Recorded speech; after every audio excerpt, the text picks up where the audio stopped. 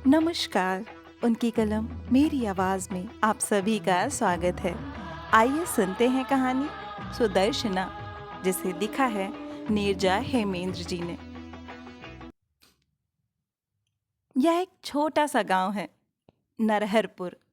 कहने को तो यह गांव ही है। गांव के सभी चिन्ह भी यहाँ मौजूद हैं।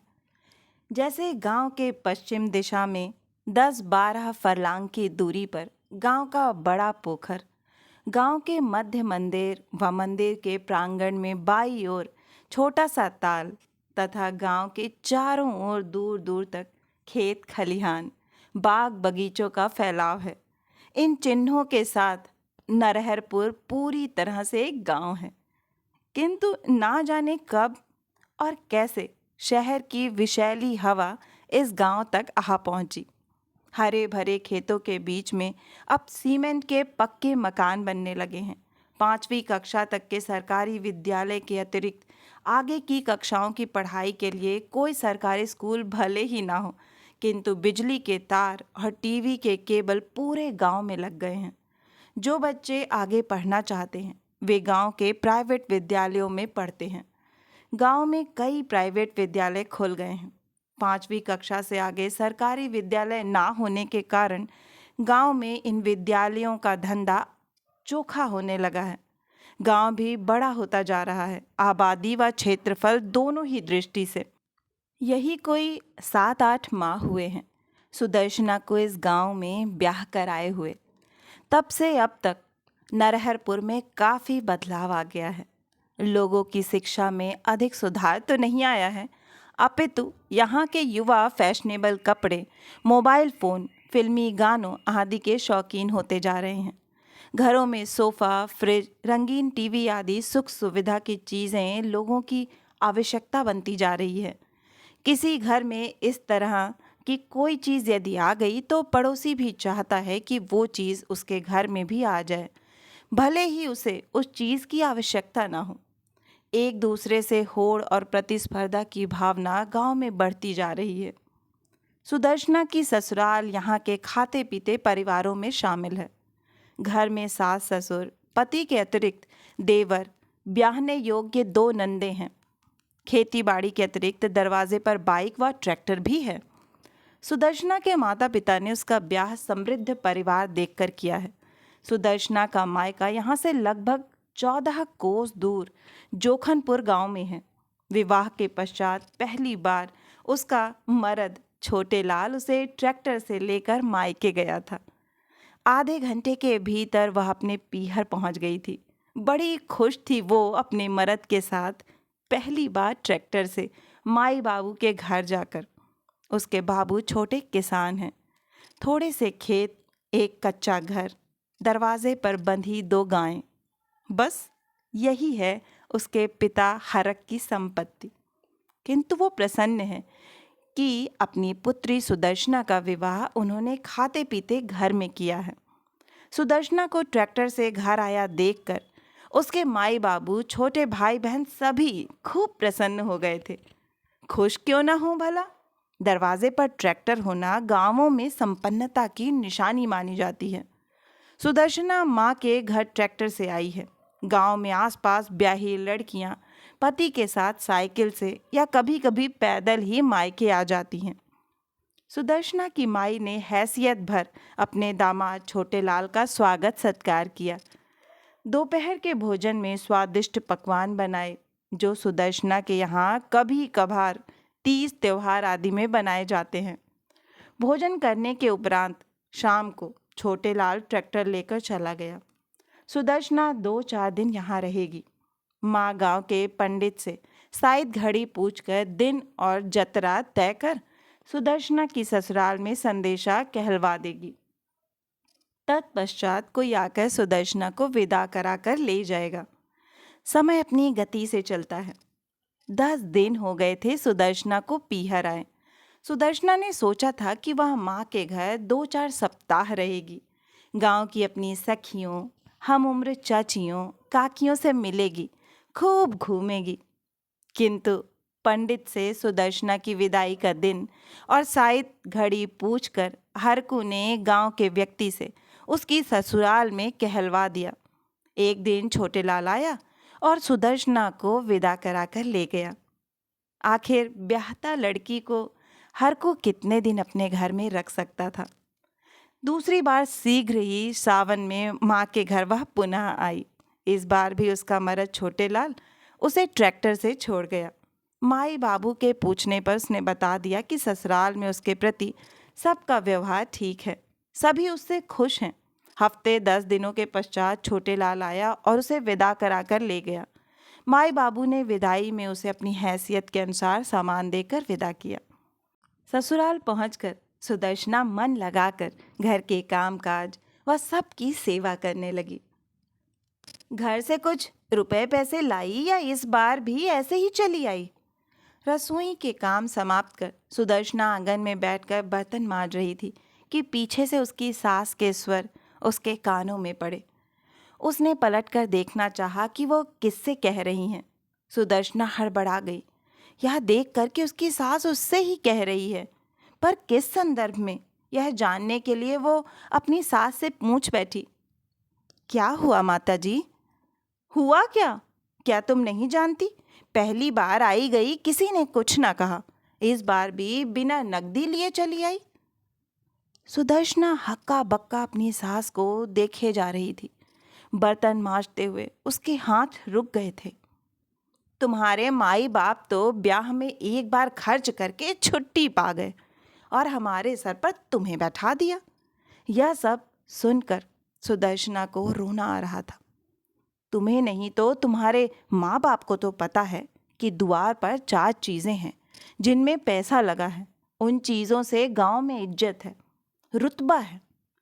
तुम जिस ट्रैक्टर पर चढ़कर बप्पा के घर गई हो, वो बैंक से कर्जा लेकर लिया है, जिसका महीने महीने पैसा जाता है। इज्जत तो तुम्हारे बाप की भी गांव में बढ़ी थी, उसका भी फर्ज था कि कुछ नहीं तो ट्रैक्टर के ही पैसे दे। सुदर्शना चुप, एक शब्द भी जबान से नहीं निकल पा रहा था, किंतु मन ही मन कांप रही थी। उसने किसी प्रकार अपनी रुलाई रोक रखी थी। खरी खोटी सुनाकर उसकी सास बाहर दालान में चली गई, जहां सुदर्शना का पति, देवर, नंदे व ससुर सभी इकट्ठा बैठे थे। अब आए दिन ही नहीं बल्कि दोनों पहर यही होने लगा। सास नंदे तो डांटती ही रहती थी। अब देवर व उसका पति छोटे लाल भी सुदर्शना को अपमानित करने में कोई कसर नहीं छोड़ते। सुदर्शना दिन रात रोती रहती। कभी कभी सोचती कि क्या ऐसे ही उम्र कट जाएगी, अपमान व जिल्लत सहते सहते। सुदर्शना का गांव भी यहाँ से दूर है। अपने मन की बात कैसे अपनी माई तक पहुँचाए? यदि किसी प्रकार ये बात माई बाबू तक पहुँची भी तो वे कहाँ से दहेज लोभियों की मांग पूरी करेंगे?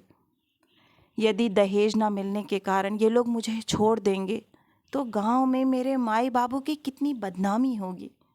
मेरी 2 छोटी बहनें भी हैं। उनके लिए वर ढूंढते समय बाबू लड़के वालों से क्या कहेंगे कि एक बेटी को उसके ससुराल वालों ने छोड़ दिया है। लड़कियों को ससुराल वाले जब छोड़ देते हैं तो उपहास लड़की और उसके घर वालों का उड़ाया जाता है। भले ही लड़की निर्दोष हो, किंतु समाज परित्यक्ता पर ही हंसता है, लड़के वालों पर नहीं। यही हमारे समाज की विडंबना है और लड़की की नियति।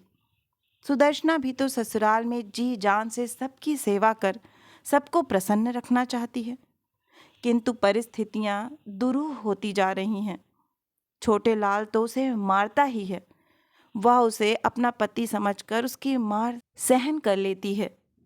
अब उसकी सासू माँ भी उसे मारने से नहीं हिचकती। सुदर्शना जानती है इन सब के पीछे एकमात्र कारण मायके से दहेज के पैसे मंगवाना है। उस दिन सुदर्शना को रात भर नींद नहीं आई जब उसकी सास ने उससे कहा कि अपने बाप के घर जाकर 50,000 रुपए लाओ, नहीं तो हम छोटे लाल का दूसरा ब्याह कर देंगे। और तो और उसके ससुर ब्रिजलाल भी अपनी पत्नी की हाँ में हाँ मिलाने के लिए सामने खड़े थे। सुदर्शना सोचती रही कि उसके बाबू ने कितनी धूमधाम से उसका ब्याह किया था।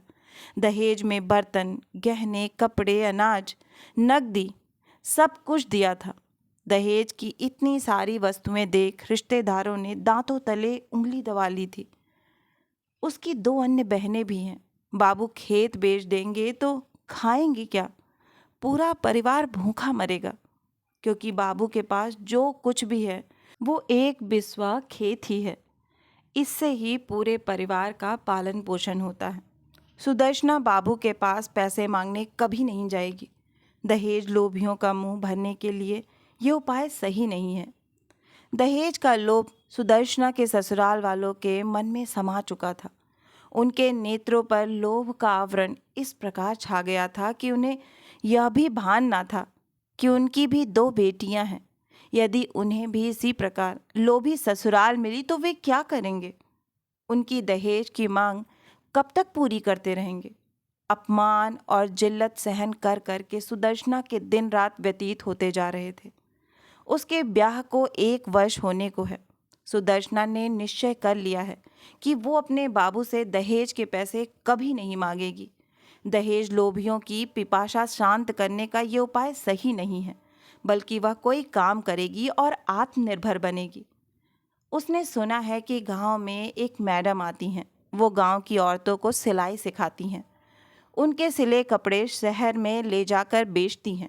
गांव की अनपढ़ औरतें काम सीखकर कुछ पैसे कमा ले रही हैं, जो उनकी घर गृहस्थी बच्चों की शिक्षा में काम आ रहा है। सुदर्शना तो फिर भी कक्षा 5 उत्तीर्ण है। उसके गांव में कक्षा 5 में तक ही विद्यालय था, अन्यथा वह आगे तक अवश्य पढ़ती। एक दिन सुदर्शना सिलाई सीख रही गांव की एक महिला के साथ सिलाई सिखाने वाली उस मैडम से मिली और काम सीखने की इच्छा प्रकट की। उन्होंने शहर से सुदर्शना को सीखने के लिए आने को कहा। विदाई में माई के दिए नए कपड़े लेकर सुदर्शना दूसरे दिन से सिलाई केंद्र जाने लगी। सिलाई केंद्र जाने से पहले वो घर में सबके लिए भोजन बनाकर चौका बर्तन करके रख देती। सिलाई सीखने में सुदर्शना का खूब मन लग रहा था। सिलाई सिखाने वाली मैडम उसके काम से अत्यंत प्रसन्न थी। सप्ताह भर हुए थे सुदर्शना को काम पर जाते हुए। एक दिन वो सिलाई केंद्र से लौटी ही थी कि तेरी इस कमाई से ट्रैक्टर के पैसे जमा होंगे, कहते हुए उसका देवर उसकी पीठ पर लात घूंसों से मारने लगा। गांव में घूमती है और गालियां करती है। उसका पति छोटेलाल दालान में बैठा था। सुदर्शना गालियां और मार खाती रही, किंतु वो कुछ नहीं बोला। अपनी कोठरी में जाकर सुदर्शना फूट फूट कर रोई। उसका रोना सुनने वाला, उसकी पीड़ा सुनने समझने वाला वहाँ कोई न था। वह भरपूर रोई, इतना कि आंखें सूज गईं, गला रूंध गया। आंचल से अपने आंसुओं को पोंछा तथा स्वयं को समझाया तथा मन ही मन कुछ निश्चय किया और शांत हो गई। सुदर्शना के गांव में पड़ोस में रहने वाले पटवारी काका के घर अखबार आता था। सुदर्शना प्रतिदिन उनसे मांगकर अखबार पढ़ती थी। उसमें ही पढ़ा था कि दहेज लेना कानूनन अपराध है। दहेज के लिए बहुओं के साथ मारपीट, गाली गलौज, बदसलूकी आदि ससुराल वाले नहीं कर सकते हैं। यह भी कि दहेज के लिए कोई पति अपनी पत्नी को नहीं छोड़ सकता। यदि छोड़ता है तो उसे आजीवन पत्नी के भरण पोषण का खर्च देना होगा। सुदर्शना अपने ससुराल वालों को सद्बुद्धि देने के नियम कानून जानती है, किंतु वो ये सब नहीं करेगी। सेवा व प्रेम से इनका हृदय जीत लेगी। दिन व्यतीत होते जा रहे थे। गालियां तो प्रतिदिन ही सुदर्शना को खाने को मिलती थी। वह अपनों की गालियों का बुरा नहीं मानती। आज सुदर्शना प्रतिदिन की भांति घर के सारे कार्य करने के पश्चात सिलाई केंद्र के लिए निकली थी कि घर के बाहर सड़क पर उसका देवर ना जाने कहाँ से आया और उसे मारने लगा। वह देवर की मार से बचने का प्रयत्न कर ही रही थी कि उसकी सासू माँ भी देवर के साथ मिलकर उसको बुरी तरह मारने लगी। तेरे से हम सब कहीं रहे कि अपने बाप के घर से 50,000 रुपए लेकर आ, वो तो तुमसे हुआ नहीं। अब हमारे खानदान में तू कमाने वाली निकली है। क्रोध में सुदर्शना की सास बड़बड़ाती जा रही थी, गालियां देती जा रही थी। पूरे गांव के सामने स्वयं को पिटता देख सुदर्शना लाज से पानी पानी हो रही थी। पिटाई से बचने के लिए वह अपनी सास व देवर का हाथ पकड़ने का प्रयत्न कर ही रही थी कि उसका ससुर ब्रजमोहन डंडा लेकर चला आया। डंडे की मार से सुदर्शना गिर पड़ी। सुदर्शना को वहीं छोड़कर सभी घर चले गए। इतने में सुदर्शना का पति छोटे लाल आया। वह भी गिरी पड़ी सुदर्शना को लात घूंसों से मारने लगा। सुदर्शना मार खाती रही और पीड़ा से चिल्ला चिल्ला कर अपने माई बापू को पुकारती रही। पूरा गांव चारों ओर खड़ा होकर तमाशा देखता रहा था, किंतु किसी ने भी उन्हें रोकने का साहस न किया। सबके चले जाने के पश्चात सुदर्शना उठी और सिलाई केंद्र ना जाकर अपनी कोठरी में जाकर रोने लगी। पूरा बदन छिल गया था। डंडे के चिन्हों से पीठ और कलाइयां भरी पड़ी थी। सहसा सुदर्शना ने एक साहसिक निर्णय लिया जो उसकी ससुराल वालों की सोच से परे था। सुदर्शना ने एक कागज पर यहाँ के थानेदार के नाम अर्जी लिखी। आज 5 तक की शिक्षा सुदर्शना के काम आ रही थी। वह सोच रही थी कि उसके माई बाबू ने यदि उसकी इतनी भी शिक्षा ना दिलाई होती तो आज वह अपने लिए इतना भी ना सोच पाती। उसने ससुराल वालों पर दहेज के लिए प्रताड़ित करने, मार पीट कर घर से निकाल देने तथा अपनी सुरक्षा के लिए गुहार लगाते हुए अर्जी लिखी, जिसमें सास ससुर देवर रोशनलाल व पति को नामजद किया। दोनों नंदों के नाम उसने छोड़ दिए, यह सोचकर कि ये लड़कियां हैं, ब्याह कर एक दिन इन्हें ससुराल जाना होगा। ससुराल में जीने और गुजर बसर के मार्ग इतने सरल नहीं होते, टेढ़ी मेढ़ी पगडंडियों से गुजरना पड़ता है। अर्जी लेकर सुदर्शना घर से निकली। सिलाई केंद्र वाली मैडम जी से चौकी का पता पूछा। वह 1.5 कोस पैदल चलकर दूसरे गांव में बनी एकमात्र पुलिस चौकी पर जा पहुंची। दरोगा जी को उसने अर्जी दी। दरोगा जी को उसने बाहों पर पड़े डंडे के नीले निशान भी दिखाए। दरोगा जी ने उसकी रपट लिखी तथा सब कुछ ठीक करने का आश्वासन देते हुए उसे घर जाने के लिए कहा। घर आकर सुदर्शना कोठरी में लेट गई। दिन का 3रा पहर ढल रहा था। शाम होते होते दरोगा साहब दरवाजे पर आ गए। उस समय सभी घर में थे। उन्होंने कड़कती आवाज में ससुर ब्रिजलाल, देवर रोशनलाल, सास सवितरा तथा उसके पति को बुलाया। उन्हें कानून की भाषा में समझाया कि तुम लोगों पर दहेज के लिए बहू का उत्पीड़न, मारपीट, उस पर जानलेवा हमला करने तथा दहेज के लिए घर से बाहर निकालने का प्रमाण साबित हो गया है। तुम लोगों के विरुद्ध रपट लिख ली गई है। अब तुम सबको जेल जाना पड़ेगा। सुदर्शना ने देखा कि दरोगा की बातें सुनते ही उसे सड़क पर डंडे से पीटने वाला व्यक्ति ब्रिजलाल थर थर कांप रहा था। माई बाप, हुजूर, क्षमा कर दीजिए, क्षमा कर दीजिए, दोबारा ऐसी गलती ना होगी, कहते हुए ब्रिजलाल दरोगा के पैरों पर गिर पड़ा। पूरा गांव दरवाजे पर खड़ा आज पुनः इस घर का तमाशा देख रहा था। हमें क्षमा कर दो साहब, हमें क्षमा कर दो, गिड़गिड़ाते हुए सुदर्शना की सास ने कहा। सुदर्शना को गालियां देने वाले छोटे लाल व रोशन लाल की तो जैसे बोलती ही बंद हो गई थी। सब हाथ जोड़े गिड़गिड़ा रहे थे। वे सुदर्शना से भी गिड़गिड़ाते हुए क्षमा मांग रहे थे। गांव के लोग सुदर्शना की प्रशंसा कर रहे थे। वे सभी ब्रजलाल की दबंगई व लालची स्वभाव से परिचित थे। सुदर्शना ने दरोगा जी से विनती की कि इस बार वो इन सब को क्षमा कर दें। दरोगा जी ने उनसे शपथ पत्र लिखवाया कि यदि दोबारा वे ऐसी गलती करेंगे तो उन्हें जेल में डाला जाएगा। गांव वाले आपस में बातें कर रहे थे कि छोटे लाल की बीवी बहुत पढ़ी लिखी है। सुदर्शना सोच रही थी कि यदि उसे आगे और पढ़ने के अवसर मिलते तो जीवन की राहें और सुगम हो जाती।